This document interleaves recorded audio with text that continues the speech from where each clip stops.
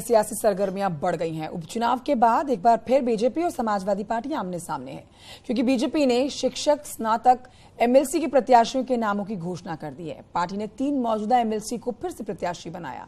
वहीं दूसरे मोर्चे पर अखिलेश यादव हैं, जिन्होंने मंदिर में दर्शन के बाद बीजेपी पर निशाना साधा।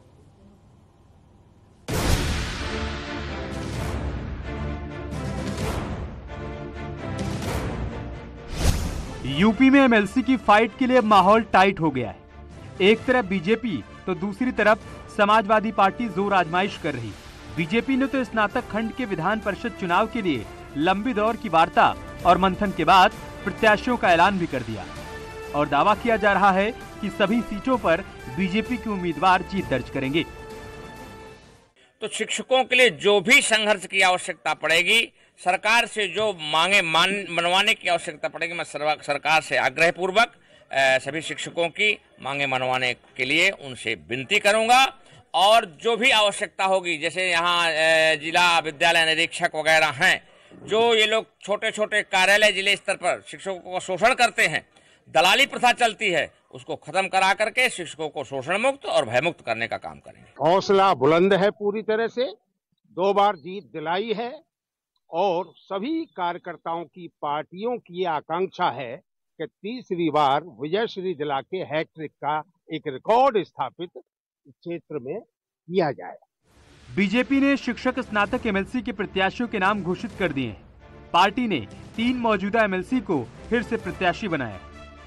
बरेली मुरादाबाद स्नातक क्षेत्र से जयपाल सिंह, कानपुर उन्नाव स्नातक क्षेत्र से अरुण पाठक, गोरखपुर फैजाबाद स्नातक क्षेत्र से देवेंद्र प्रताप, कानपुर उन्नाव शिक्षक क्षेत्र से वेणु रंजन भदौरिया और झांसी प्रयागराज शिक्षक स्नातक क्षेत्र से डॉक्टर बाबूलाल तिवारी विधान परिषद के चुनाव में प्रत्याशी होंगे। डिप्टी सीएम ब्रजेश पाठक ने एमएलसी की सभी सीटों पर बीजेपी की जीत का दावा किया।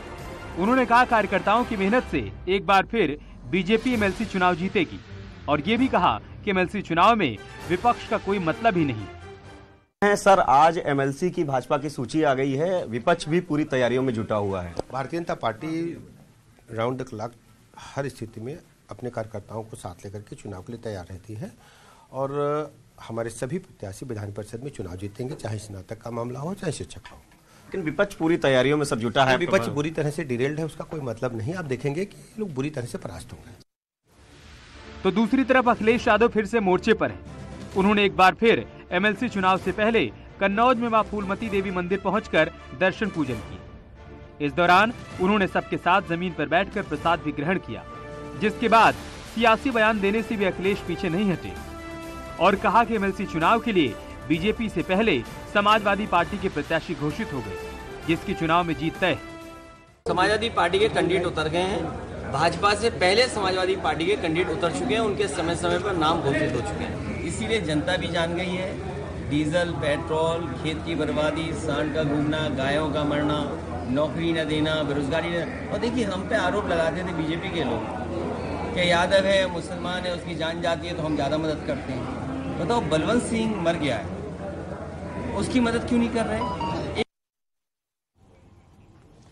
और ये आगे बढ़ते हैं।